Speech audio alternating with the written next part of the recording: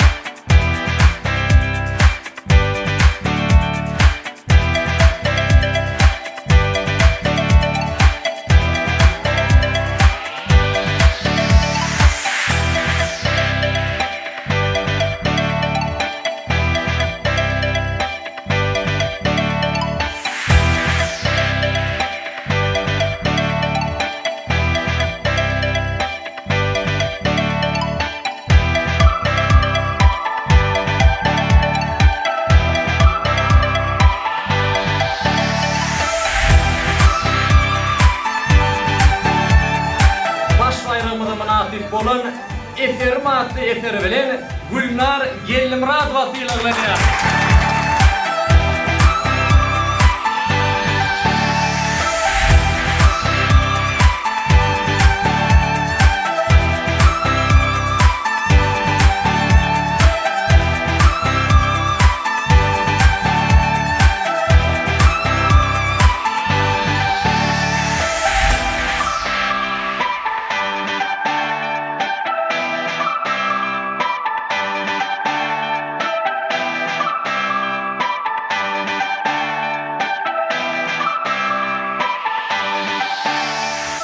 Второго февраля в Центральном доме офицеров Министерства обороны Туркменистана в торжественной обстановке прошла церемония награждения победителей творческого конкурса. Счастливой обладательницей навороченного смартфона стала Гульнар Гельдемурадова с произведением «Эсерин».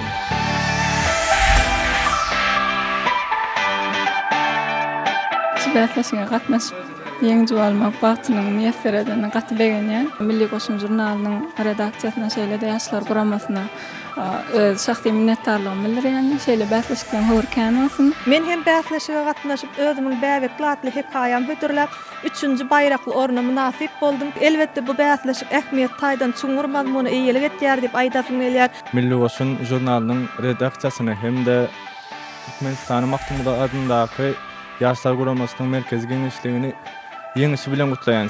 Yeňiş diýmem bilen şunun ýaly şowly netijeli alyp barýan işleri bularyň yeňiş hasaplaýan. Men şu bäsleşige özümiň deňil şefleriň hatatly boşluğum bilen gatnaşdym hem de emin agalaryň adalatly baha bermegine birinji orna münasip boldum. Tiralan ştawadasyna gatnaşmak müýesser etdi. Gaty gowul.